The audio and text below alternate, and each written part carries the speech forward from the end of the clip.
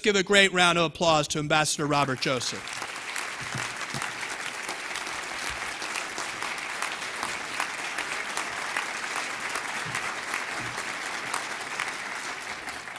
Well, thank you very much, and good afternoon.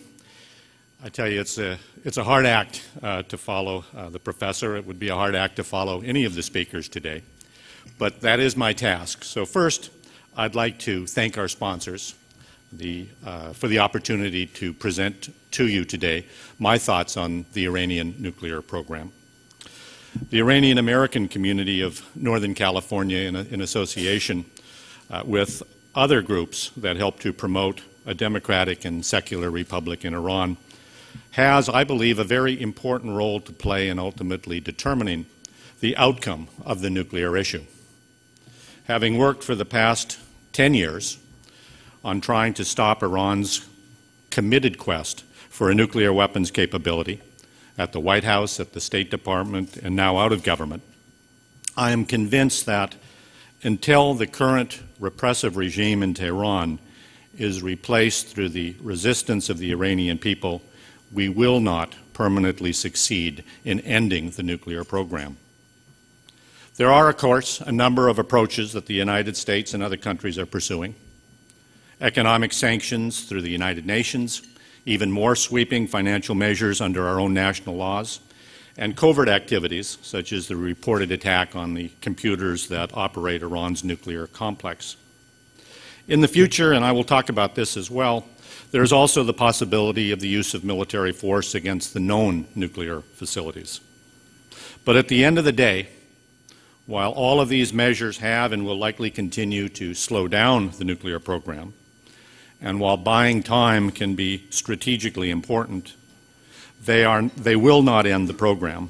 They will not persuade or compel the present leaders in Iran to reverse course.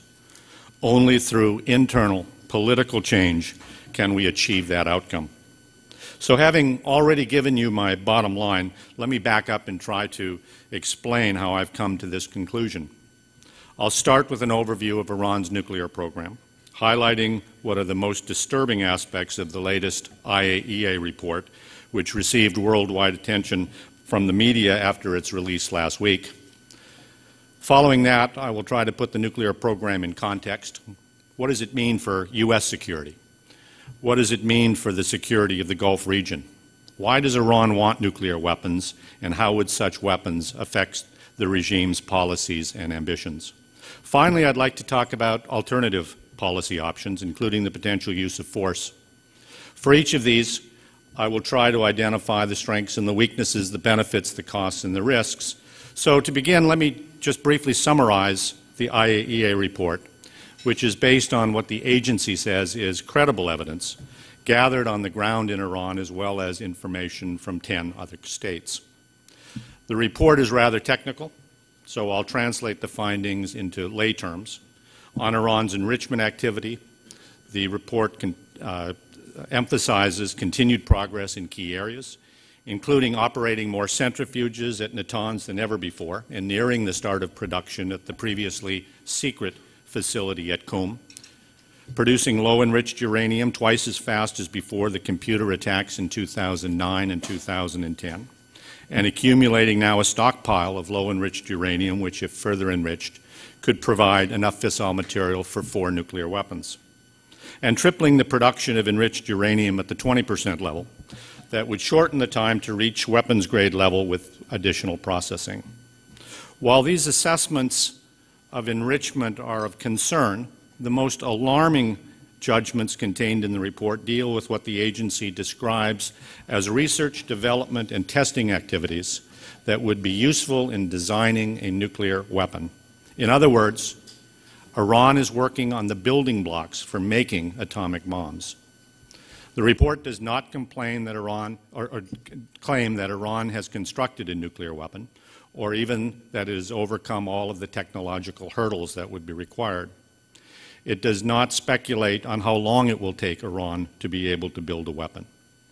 But what it does do, for the very first time, is lay out what it calls strong indicators of possible weapons development. For an agency as cautious as the IAEA is, that is a major step forward. These indicators include creating computer models of nuclear explosions and work involving neutron initiation, triggering systems, and implosion explosions. The IAEA also states that it has acquired documentation suggesting that Iran has been provided, presumably through the AQCON network, with nuclear explosive design information, and that it has worked on experiments with conventional explosives to compress metal into a mass suitable to initiate a chain reaction. Finally, the report points to evidence that indicates Iran has been pursuing a number of designs for a warhead to deliver a nuclear weapon, and specifically fitting such a warhead on its longer-range Shahab-3 missile. Unlike the 2007 U.S. intelligence estimate that Iran had stopped work on a nuclear weapon in 2003, the IAEA found that significant work of a military dimension has been conducted since that time, including some work very recently. Ambassador Amano, the agency's Director General, has made public that the IAEA tried to talk to Iran about these issues, which he terms serious concerns regarding possible military dimensions, but that Iran continued to conceal what it has done in this area. This concealment is consistent with the decade-old pattern of denial and deception across both the nuclear program and Iran's related diplomacy. What the report makes evident is that we no longer have the luxury of time on our side. Since Iran's program was outed in 2002 by the MEK, Tehran has moved forward in a determined way to achieve a nuclear weapons capability. Whether or not a final decision has been made to build nuclear weapons cannot be proved or disproved, but it is clear that Iran is moving ahead with the technology used in producing atomic bombs and will, in the near future, have the option available to it if it so chooses. So why do we care? Or why should we care about Iran's development of a nuclear option? Both President Obama and his predecessor, President Bush, have stated that the United States cannot and will not permit Iran to acquire nuclear weapons. There are many reasons for this. Let me mention just a few. A nuclear-armed Iran could embolden the regime in Tehran to promote its ambitions in and outside the region even more aggressively, whether in Afghanistan, Iraq, or in the Gulf, or beyond. This could take the form of support of terrorism or fomenting political unrest to overthrow leaders supportive of the United States. This would threaten stability and the security of U.S. friends and allies in a vital region of interest. A nuclear-armed Iran would be a direct threat to U.S. forces and allies in the Gulf, as well as to the greater Middle East, to Europe, and eventually to the United States itself. The likelihood of Iran using military and other means of force would, I believe, increase if Tehran believed its nuclear capability protected it from retaliation. At a minimum, Iran would seek to use its possession of nuclear weapons as a powerful tool of intimidation and blackmail. A nuclear-armed Iran could lead to the end of the nuclear non-proliferation regime as we have known it, by lighting the fuse for further proliferation, by countries responding to what they would see as a great threat that must be deterred by their own possession of nuclear weapons. These countries could include Saudi Arabia, Turkey, Egypt, and others.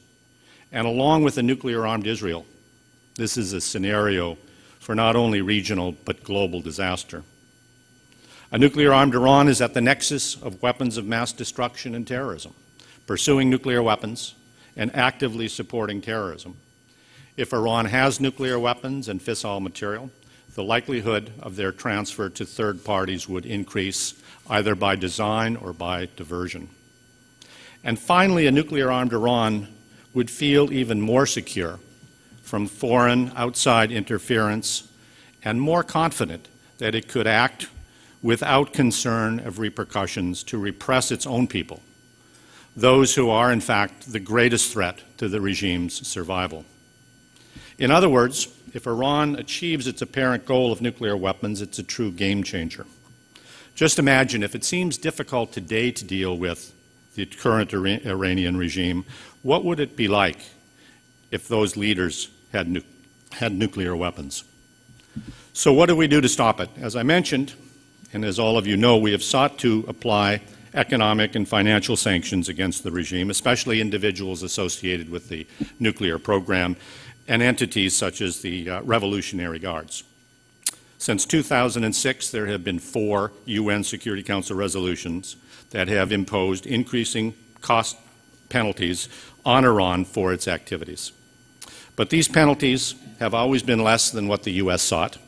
They've always been negotiated down by Russia and China, who have been reluctant to impose harsh measures for political and commercial reasons.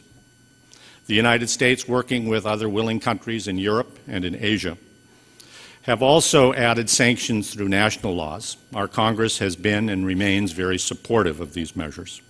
And together, international and national sanctions have reportedly had a significant impact on Iran's government and on its economy. President Obama recently stated that the sanctions were taking a severe toll on Iran. The problem is, causing economic pain through sanctions has not stopped the progress of the nuclear program or the march to acquire a nuclear weapon. So again, what do? One course is to impose even more sanctions, something we are trying to do on the international level as we speak. However, as before, Russia and China are saying no, at least for now, and this despite the release of the IAEA report last week. So that leaves us with additional national sanctions. But even here, there seems to be a self-imposed limit, as reflected in recent discussions regarding possible actions against the Central Bank of Iran.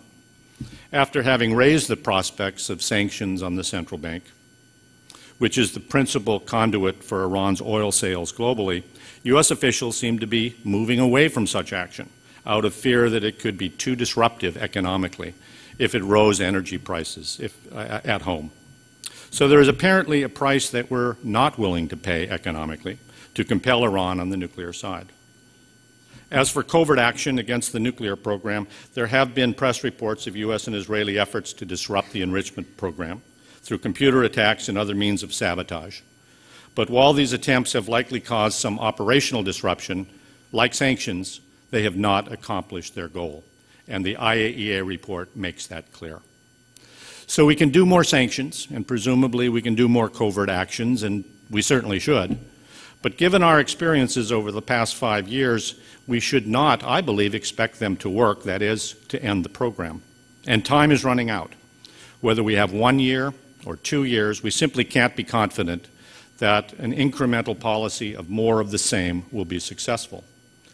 In fact, one would have to conclude, based on our experience to date, that we will fail in our task if we don't take an alternative path. Let me put it bluntly. We are at a critical juncture, and we are faced with very hard choices and huge risks. Because we are now at this crossroads, we must consider the benefits, costs, and risks of using force, not an invasion or large-scale bombing of cities and industrial plants, but of attacks to destroy known facilities, or at least the main known facilities of the program. No one wants to have to use force, but this is a challenge for which there are no easy or even good policy choices. Naturally, this is a very sensitive issue, and it should be. And I can already hear the chorus that we need to give more time for sanctions and covert activities. But as I said, my reading of the IAEA report is that we are out of time. This is no longer a viable option. Of course, we can decide not to use force, and we can stick with the current policy, but if we do, I think we must face up to the fact that we are likely accepting a nuclear-armed Iran. This may be acceptable to some, and we are already hearing from a number of quarters in and out of government that instead of using force, we need to adopt a policy of deterring and containing a nuclear-armed Iran, a policy, I would argue, that is fraught with risks. While the Obama administration has stated that all options are on the table, it has also made clear that it does not want to use force. Former Secretary of Defense Bob Gates said the use of force against Iran would be, in his word, insane.